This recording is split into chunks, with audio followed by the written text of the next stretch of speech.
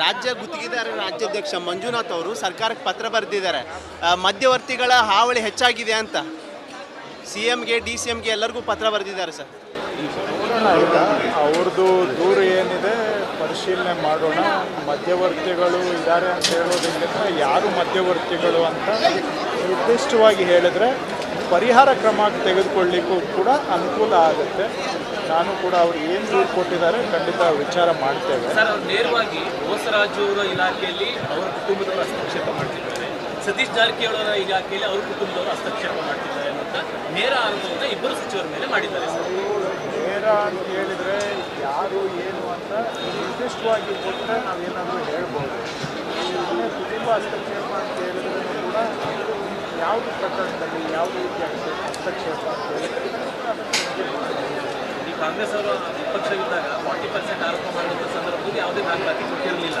So BJP ವಿರುದ್ಧನೇ ಕೇಳ್ತಿದ್ರು. ಈಗ ಅವರು ಹೇಳ್ತಿರೋದು BJP, ಈಗ ಸಚಿವರು ಏನು ಹೇಳ್ತಾರೆ? ಈಗ ಸಚಿವರ ಹೆಸರಲ್ಲಿ ಯಾವ ಪ್ರಕಾರ ಈಗ ನಾವು ನ್ಯಾಯಾಂಗ ಆಯೋಗವನ್ನು ರಚನೆ ಮಾಡಿದ್ದೀವಿ.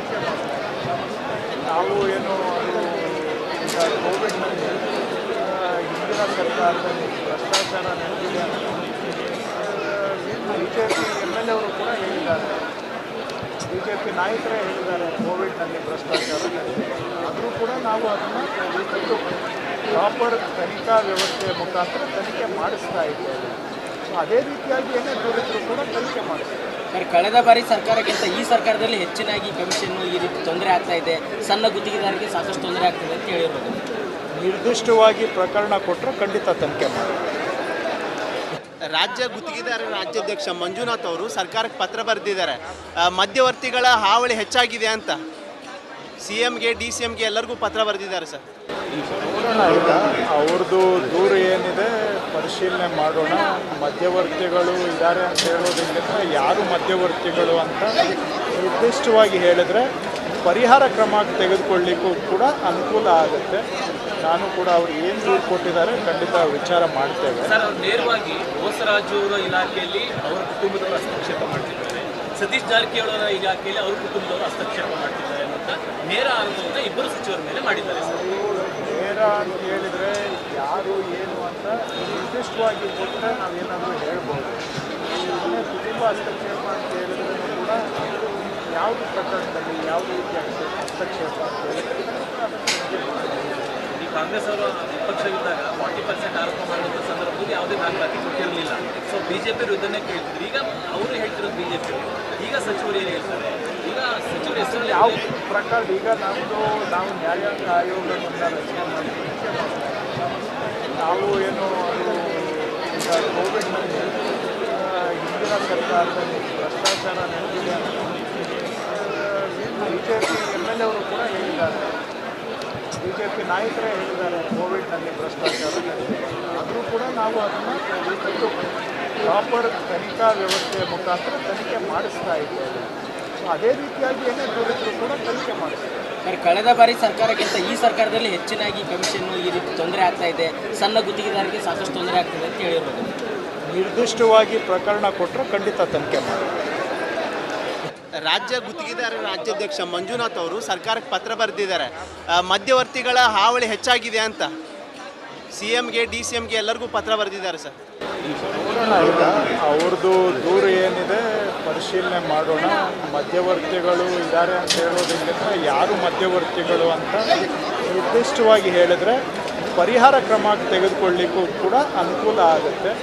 ನಾನು ಕೂಡ ಅವ್ರು ಏನು ದೂರು ಕೊಟ್ಟಿದ್ದಾರೆ ಖಂಡಿತ ವಿಚಾರ ಮಾಡ್ತೇವೆ. ಸರ್, ಅವ್ರು ನೇರವಾಗಿ ಬೋಸರಾಜು ಅವರ ಇಲಾಖೆಯಲ್ಲಿ ಅವರ ಕುಟುಂಬದವರು ಹಸ್ತಕ್ಷೇಪ ಮಾಡ್ತಿದ್ದಾರೆ, ಸತೀಶ್ ಜಾರಕಿಹೊಳಿ ಅವರ ಇಲಾಖೆಯಲ್ಲಿ ಅವ್ರ ಕುಟುಂಬದವರು ಹಸ್ತಕ್ಷೇಪ ಮಾಡ್ತಿದ್ದಾರೆ ಅಂತ ನೇರ ಆರೋಪವನ್ನು ಇಬ್ಬರು ಸಚಿವರ ಮೇಲೆ ಮಾಡಿದ್ದಾರೆ. ಸರ್, ನೇರ ಅಂತ ಹೇಳಿದರೆ ಯಾರು ಏನು ಅಂತ ನಿರ್ದಿಷ್ಟವಾಗಿ ಕೊಟ್ಟರೆ ನಾವೇನಾದರೂ ಹೇಳ್ಬೋದು.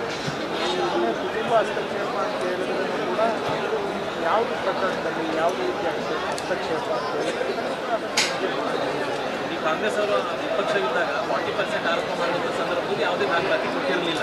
So BJP ವಿರುದ್ಧನೇ ಕೇಳ್ತಿದ್ರು. ಈಗ ಅವರು ಹೇಳ್ತಿರೋದು BJP, ಈಗ ಸಚಿವರು ಏನು ಹೇಳ್ತಾರೆ? ಈಗ ಸಚಿವರ ಹೆಸರಲ್ಲಿ ಯಾವ ಪ್ರಕಾರ ಈಗ ನಾವು ನ್ಯಾಯಾಂಗ ಆಯೋಗವನ್ನು ರಚನೆ ಮಾಡಿದ್ದೀವಿ. ನಾವು ಏನು ಈಗ ಕೋವಿಡ್ನಲ್ಲಿ ಹಿಂದಿನ ಸರ್ಕಾರದಲ್ಲಿ ಭ್ರಷ್ಟಾಚಾರ ನಡೆದಿದೆ ಅಂತ BJP ಪಿ ನಾಯಕರೇ ಹೇಳಿದ್ದಾರೆ ಕೋವಿಡ್ನಲ್ಲಿ ಭ್ರಷ್ಟಾಚಾರ ನಡೆದಿದೆ. ಆದರೂ ಕೂಡ ನಾವು ಅದನ್ನು ಪ್ರಾಪರ್ ತನಿಖಾ ವ್ಯವಸ್ಥೆಯ ಮುಖಾಂತರ ತನಿಖೆ ಮಾಡಿಸ್ತಾ ಇದ್ದೇವೆ. ಸೊ ಅದೇ ರೀತಿಯಾಗಿ ಏನೇ ದೊರೆತರೂ ಕೂಡ ತನಿಖೆ ಮಾಡಿಸ್ತೀವಿ. ಸರ್, ಕಳೆದ ಬಾರಿ ಸರ್ಕಾರಕ್ಕಿಂತ ಈ ಸರ್ಕಾರದಲ್ಲಿ ಹೆಚ್ಚಿನಾಗಿ ಕಮಿಷನ್ನು ಈ ರೀತಿ ತೊಂದರೆ ಆಗ್ತಾ ಇದೆ, ಸಣ್ಣ ಗುತ್ತಿಗೆದಾರರಿಗೆ ಸಾಕಷ್ಟು ತೊಂದರೆ ಆಗ್ತಿದೆ ಅಂತ ಹೇಳಿರ್ಬೋದು. ನಿರ್ದಿಷ್ಟವಾಗಿ ಪ್ರಕರಣ ಕೊಟ್ಟರೆ ಖಂಡಿತ ತನಿಖೆ ಮಾಡಿ. ರಾಜ್ಯ ಗುತ್ತಿಗೆದಾರರ ರಾಜ್ಯಾಧ್ಯಕ್ಷ ಮಂಜುನಾಥ್ ಅವರು ಸರ್ಕಾರಕ್ಕೆ ಪತ್ರ ಬರೆದಿದ್ದಾರೆ. ಮಧ್ಯವರ್ತಿಗಳ ಹಾವಳಿ ಹೆಚ್ಚಾಗಿದೆ ಅಂತ CMಗೆ DCMಗೆ ಎಲ್ಲರಿಗೂ ಪತ್ರ ಬರೆದಿದ್ದಾರೆ ಸರ್. ನೋಡೋಣ, ಈಗ ಅವ್ರದ್ದು ದೂರು ಏನಿದೆ ಪರಿಶೀಲನೆ ಮಾಡೋಣ. ಮಧ್ಯವರ್ತಿಗಳು ಇದ್ದಾರೆ ಅಂತ ಹೇಳೋದಕ್ಕಿಂತ ಯಾರು ಮಧ್ಯವರ್ತಿಗಳು ಅಂತ ನಿರ್ದಿಷ್ಟವಾಗಿ ಹೇಳಿದ್ರೆ ಪರಿಹಾರ ಕ್ರಮ ತೆಗೆದುಕೊಳ್ಳಿಕ್ಕೂ ಕೂಡ ಅನುಕೂಲ ಆಗುತ್ತೆ. ನಾನು ಕೂಡ ಅವ್ರು ಏನು ದೂರು ಕೊಟ್ಟಿದ್ದಾರೆ ಖಂಡಿತ ವಿಚಾರ ಮಾಡ್ತೇವೆ. ಸರ್, ಅವ್ರು ನೇರವಾಗಿ ಬೋಸರಾಜು ಅವರ ಇಲಾಖೆಯಲ್ಲಿ ಅವರ ಕುಟುಂಬದವರು ಹಸ್ತಕ್ಷೇಪ ಮಾಡ್ತಿದ್ದಾರೆ, ಸತೀಶ್ ಜಾರಕಿಹೊಳಿ ಅವರ ಇಲಾಖೆಯಲ್ಲಿ ಅವ್ರ ಕುಟುಂಬದವರು ಹಸ್ತಕ್ಷೇಪ ಮಾಡ್ತಿದ್ದಾರೆ ಅಂತ ನೇರ ಆರೋಪವನ್ನು ಇಬ್ಬರು ಸಚಿವರ ಮೇಲೆ ಮಾಡಿದ್ದಾರೆ ಸರ್. ನೇರ ಅಂತ ಹೇಳಿದರೆ ಯಾರು ಏನು ಅಂತ ನಿರ್ದಿಷ್ಟವಾಗಿ ಕೊಟ್ಟರೆ ನಾವೇನಾದರೂ ಹೇಳ್ಬೋದು. ಸುಮ್ಮನೆ ಕುಟುಂಬ ಹಸ್ತಕ್ಷೇಪ ಅಂತ ಹೇಳಿದ್ರೆ ಕೂಡ ಯಾವುದು ಪ್ರಕರಣದಲ್ಲಿ ಯಾವ ರೀತಿಯ ಹಸ್ತಕ್ಷೇಪ ಅಂತ ಹೇಳಿದ್ರೆ ಈ ಕಾಂಗ್ರೆಸ್ ಅವರು ವಿಪಕ್ಷವಿದ್ದಾಗ 40% ಆರೋಪ ಮಾಡುವಂಥ ಸಂದರ್ಭದಲ್ಲಿ ಯಾವುದೇ ದಾಖಲಾತಿ ಕೊಟ್ಟಿರಲಿಲ್ಲ. So BJP ವಿರುದ್ಧನೇ ಕೇಳ್ತಿದ್ರು. ಈಗ ಅವರು ಹೇಳ್ತಿರೋದು ಬಿಜೆಪಿ, ಈಗ ಸಚಿವರು ಏನು ಹೇಳ್ತಾರೆ? ಈಗ ಸಚಿವರು ಹೆಸರಲ್ಲಿ ಯಾವ ಪ್ರಕಾರ ಈಗ ನಾವು ನ್ಯಾಯಾಂಗ ಆಯೋಗವನ್ನು ರಚನೆ ಮಾಡಿದ್ದೀವಿ. ನಾವು ಏನು ಅದು ಈಗ ಕೋವಿಡ್ನಲ್ಲಿ ಹಿಂದಿನ ಸರ್ಕಾರದಲ್ಲಿ ಭ್ರಷ್ಟಾಚಾರ ನಡೆದಿದೆ ಅಂತ BJP MLA ಅವರು ಕೂಡ ಹೇಳಿದ್ದಾರೆ, BJP ನಾಯಕರೇ ಹೇಳಿದ್ದಾರೆ ಕೋವಿಡ್ನಲ್ಲಿ ಭ್ರಷ್ಟಾಚಾರ ನಡೆದಿದೆ. ಆದರೂ ಕೂಡ ನಾವು ಅದನ್ನು ಪ್ರಾಪರ್ ತನಿಖಾ ವ್ಯವಸ್ಥೆಯ ಮುಖಾಂತರ ತನಿಖೆ ಮಾಡಿಸ್ತಾ ಇದ್ದೇವೆ. ಸೊ ಅದೇ ರೀತಿಯಾಗಿ ಏನೇ ದೊರೆತರೂ ಕೂಡ ತನಿಖೆ ಮಾಡಿಸ್ತೀವಿ. ಸರ್, ಕಳೆದ ಬಾರಿ ಸರ್ಕಾರಕ್ಕಿಂತ ಈ ಸರ್ಕಾರದಲ್ಲಿ ಹೆಚ್ಚಿನಾಗಿ ಕಮಿಷನ್ನು ಈ ರೀತಿ ತೊಂದರೆ ಆಗ್ತಾ ಇದೆ, ಸಣ್ಣ ಗುತ್ತಿಗೆದಾರರಿಗೆ ಸಾಕಷ್ಟು ತೊಂದರೆ ಆಗ್ತಿದೆ ಅಂತ ಹೇಳಿರ್ಬೋದು. ನಿರ್ದಿಷ್ಟವಾಗಿ ಪ್ರಕರಣ ಕೊಟ್ಟರೆ ಖಂಡಿತ ತನಿಖೆ ಮಾಡಿ. ರಾಜ್ಯ ಗುತ್ತಿಗೆದಾರರ ರಾಜ್ಯಾಧ್ಯಕ್ಷ ಮಂಜುನಾಥ್ ಅವರು ಸರ್ಕಾರಕ್ಕೆ ಪತ್ರ ಬರೆದಿದ್ದಾರೆ. ಮಧ್ಯವರ್ತಿಗಳ ಹಾವಳಿ ಹೆಚ್ಚಾಗಿದೆ ಅಂತ CMಗೆ DCMಗೆ ಎಲ್ಲರಿಗೂ ಪತ್ರ ಬರೆದಿದ್ದಾರೆ ಸರ್. ನೋಡೋಣ, ಈಗ ಅವ್ರದ್ದು ದೂರು ಏನಿದೆ ಪರಿಶೀಲನೆ ಮಾಡೋಣ. ಮಧ್ಯವರ್ತಿಗಳು ಇದ್ದಾರೆ ಅಂತ ಹೇಳೋದಕ್ಕಿಂತ ಯಾರು ಮಧ್ಯವರ್ತಿಗಳು ಅಂತ ನಿರ್ದಿಷ್ಟವಾಗಿ ಹೇಳಿದ್ರೆ ಪರಿಹಾರ ಕ್ರಮ ತೆಗೆದುಕೊಳ್ಳಿಕ್ಕೂ ಕೂಡ ಅನುಕೂಲ ಆಗುತ್ತೆ. ನಾನು ಕೂಡ ಅವ್ರು ಏನು ದೂರು ಕೊಟ್ಟಿದ್ದಾರೆ ಖಂಡಿತ ವಿಚಾರ ಮಾಡ್ತೇವೆ. ಸರ್, ಅವ್ರು ನೇರವಾಗಿ ಬೋಸರಾಜು ಅವರ ಇಲಾಖೆಯಲ್ಲಿ ಅವರ ಕುಟುಂಬದವರು ಹಸ್ತಕ್ಷೇಪ ಮಾಡ್ತಿದ್ದಾರೆ, ಸತೀಶ್ ಜಾರಕಿಹೊಳಿ ಅವರ ಇಲಾಖೆಯಲ್ಲಿ ಅವ್ರ ಕುಟುಂಬದವರು ಹಸ್ತಕ್ಷೇಪ ಮಾಡ್ತಿದ್ದಾರೆ ಅಂತ ನೇರ ಆರೋಪವನ್ನು ಇಬ್ಬರು ಸಚಿವರ ಮೇಲೆ ಮಾಡಿದ್ದಾರೆ ಸರ್.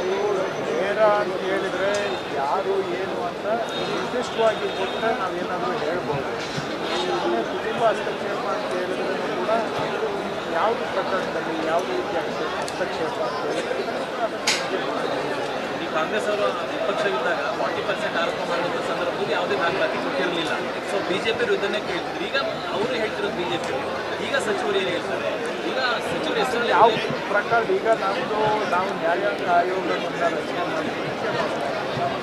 ನಾವು ಏನು ಅದು ಈಗ ಕೋವಿಡ್ನಲ್ಲಿ ಹಿಂದಿನ ಸರ್ಕಾರದಲ್ಲಿ ಭ್ರಷ್ಟಾಚಾರ ನಡೆದಿದೆ ಅಂತ BJP MLA ಅವರು ಕೂಡ ಹೇಳಿದ್ದಾರೆ, BJP ನಾಯಕರೇ ಹೇಳಿದ್ದಾರೆ ಕೋವಿಡ್ನಲ್ಲಿ ಭ್ರಷ್ಟಾಚಾರ ನಡೆದಿದೆ. ಆದರೂ ಕೂಡ ನಾವು ಅದನ್ನು ಪ್ರಾಪರ್ ತನಿಖಾ ವ್ಯವಸ್ಥೆಯ ಮುಖಾಂತರ ತನಿಖೆ ಮಾಡಿಸ್ತಾ ಇದ್ದೇವೆ. ಸೊ ಅದೇ ರೀತಿಯಾಗಿ ಏನೇ ದೊರೆತರೂ ಕೂಡ ತನಿಖೆ ಮಾಡಿಸ್ತೀವಿ. ಸರ್, ಕಳೆದ ಬಾರಿ ಸರ್ಕಾರಕ್ಕಿಂತ ಈ ಸರ್ಕಾರದಲ್ಲಿ ಹೆಚ್ಚಿನಾಗಿ ಕಮಿಷನ್ನು ಈ ರೀತಿ ತೊಂದರೆ ಆಗ್ತಾ ಇದೆ, ಸಣ್ಣ ಗುತ್ತಿಗೆದಾರರಿಗೆ ಸಾಕಷ್ಟು ತೊಂದರೆ ಆಗ್ತಿದೆ ಅಂತ ಹೇಳಿರ್ಬೋದು. ನಿರ್ದಿಷ್ಟವಾಗಿ ಪ್ರಕರಣ ಕೊಟ್ಟರೆ ಖಂಡಿತ ತನಿಖೆ ಮಾಡಿ.